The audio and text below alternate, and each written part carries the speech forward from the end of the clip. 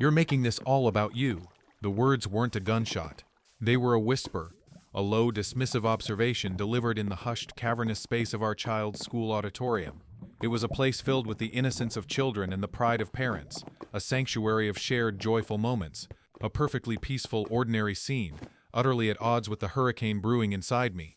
My wife Clara looked at me, her eyes filled with a strange, fleeting mix of annoyance and defiance. She didn't have to say who he was. The ghost of him, the nameless presence who had haunted our life for the last 6 months, was now a man with a face, a voice, a life of his own, a life that apparently included a profound and spiritual connection with my wife that I, in my 10 years of marriage, had never managed to achieve.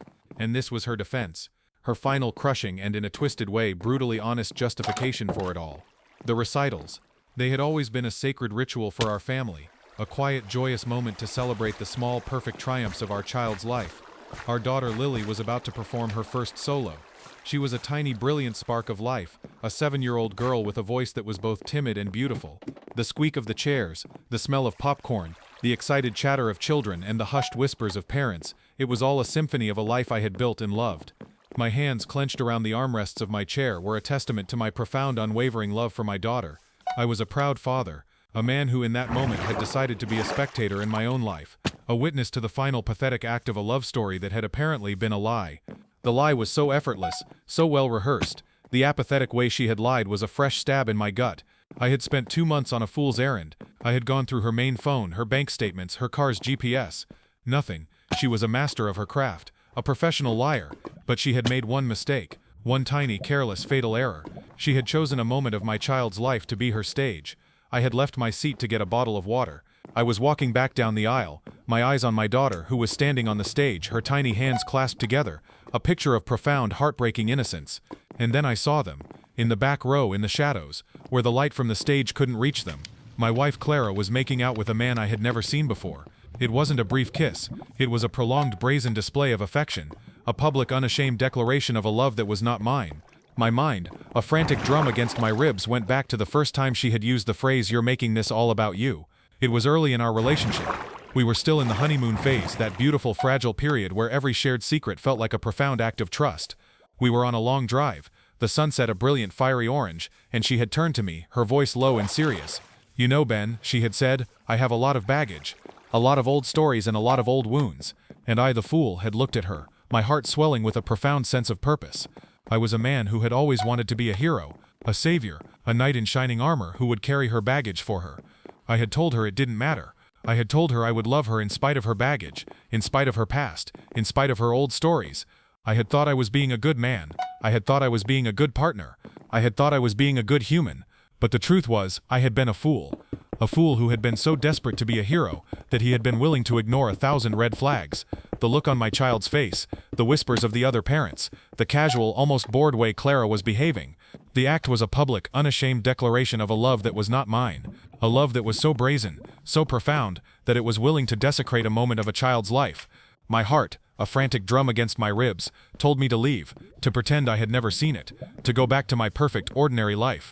But my mind, the part of it that had been tortured by 1,000 questions for months, told me I had to know. I didn't scream. I didn't cry. I didn't ask her why. What was there to say? The why didn't matter. The fact of the matter was that a woman I had loved had just made a public display of her profound spiritual connection in our child's recital. A man who was there when I was gone. A man who was living a life in our home. A silent, parasitic presence. The "you're making this all about you" lie had been a last-ditch effort, a final act of a desperate woman. But the truth, the raw, brutal truth, was that she had been living a lie, and I had been a ghost in it. A ghost who had just found the truth. A truth so absurd, so pathetic, it almost felt like a bad movie. But it was my life. I was not a hero. I was a fool who had finally, painfully found the truth, and it was living in my child's recital. I walked back down the aisle, my body a puppet of a man I no longer recognized. I walked to the back row, my movements slow and deliberate. I didn't look at the man, I just looked at her. Her face, so familiar and beloved, was now a mask of 1,000 unspoken lies. Her eyes, filled with a new kind of fear, darted between my face and the stage. The music from the stage was a distant, muffled sound. The world had gone silent, and in that silence, a new truth, a new reality began to set in. "We need to go," I said, my voice as calm and steady as a grave. She looked at me, her face pale. "What? No, I can't. Lily is about to perform. We need to go, Clara, I repeated, my voice a low, chilling whisper. Now, she didn't answer. She just stood up, her movements slow and deliberate, and walked out of the auditorium. The man, a silent parasitic presence, followed her. I didn't look at him. I just walked out the door and into the cool night air.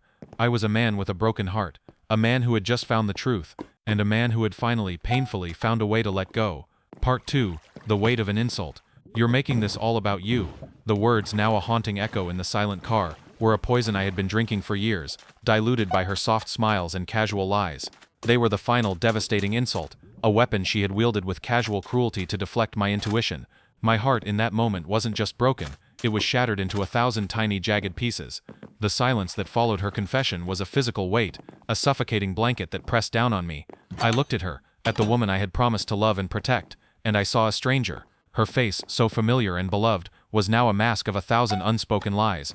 Her assumption, so casual and so arrogant, that my profound visceral reaction to her public betrayal was all about me, was the final devastating insult. The car, our car, was a perfect symbol of our life. It was a space we had built together, a space we had shared. But in that moment it felt like a cage I had just been found in, a cage I had been a ghost in. I didn't drive, I just sat in the driver's seat, my hands clenched around the steering wheel, my mind a storm of questions. Was it all a lie?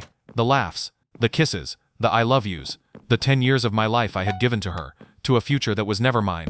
The lie was in the engagement ring on her finger, a glittering piece of proof of a love that had never existed. The truth was a harsh, brutal thing. It didn't ask for permission. It didn't apologize. It just was. And the truth was that I had been a backup plan, a temporary fix, a placeholder. And now the original plan was returning. The man she was with, the man who had been a ghost from her past, the man she had always known would come back, a man who was living a life in our child's recital. I didn't need to say another word. The truth was a physical presence in the car, a heavy, suffocating blanket that was finally being lifted. I turned to her, my voice a low, chilling whisper. Clara, I said, this isn't about me. This is about a 7-year-old girl who just watched her mother make out with a stranger at her first recital. This is about the dignity of a child's life. This is about a public, unashamed betrayal. And this, I said, my voice rising slightly, the calm giving way to a raw, burning anger, is about your profound, unforgivable selfishness. She didn't answer. She just sat there, her face pale, her hands clasped in her lap. The carefully constructed calm she had worn for months fell away, piece by painful piece. Her shoulders slumped in defeat. She was a woman who had no more lies to hide behind. She was a woman who had finally been found out. It's not that simple, she said, her voice a low, raspy whisper. You don't understand. You never understood. I understood, I said, my voice as cold and unforgiving as a grave. I understood that you were a woman who was living a lie, a woman who was so desperate to escape her own life that she was willing to lie, to hide, to betray, just to get a taste of a life that wasn't mine. I understood that you were a woman who was so selfish that she was willing to desecrate a moment of her own child's life for a fleeting moment of passion. I understood all of that, Clara. I just didn't want to believe it. She didn't answer. She just sat there, a statue of a woman who had just had her life fall apart around her. And then, a new kind of silence. A silence that was not just a lack of sound, but a profound, terrible absence of a lie. The lie was that her life was a fairy tale. The truth was that her life was a web of lies and betrayal. And I, the man who had been a fool, was now just a man who had found the truth, a man who had finally, painfully found a way to let go.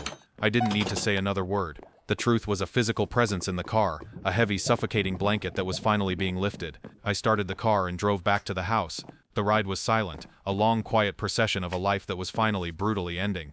We pulled into the driveway, the house dark and silent. It felt like a stranger's house. I looked back at the living room, at the silhouette of my wife standing in the doorway, her shoulders slumped in defeat. She wasn't just my wife anymore. She was a stranger, and I was just a man with a broken heart, a man who had finally found the truth. And the truth was, she hadn't just been having an affair, she had been living a lie. And the man who got her wasn't the problem. The problem was the woman who had let him in. And I, the man who had been a fool, had finally, painfully become a free man. I walked out the door and into the cool night air. The street was quiet, the houses serene. A dog barked in the distance, a familiar, comforting sound. But I was in a different world now. A world where a secret lover existed. A world where my wife had a secret life. And a world where I was no longer a part of the story. I was just the narrator. A man who had finally found the truth, but at a cost I never could have imagined. I was a man who had been a fool, but I was also a man who had finally found a way to let go. And the cruelest irony of all was that I had finally, painfully, found a way to win. I walked back into the silent, empty auditorium. The chairs were empty. The stage was dark. But in my mind's eye I could still see her, my daughter Lily, a tiny, brilliant spark of life, standing on the stage, a picture of profound, heartbreaking innocence. The silence in the auditorium was a terrible, yawning chasm, but it was a silence I had chosen, a silence I had earned, a silence that was finally, painfully, mine. I was a man who had been a fool, but I was also a man who had finally found a way to let go. And the cruelest irony of all was that I had finally, painfully, found a way to win. I was a man who had lost his wife, but had won his soul back. A man who had lost a love story, but had won his dignity back. A man who was finally, painfully free.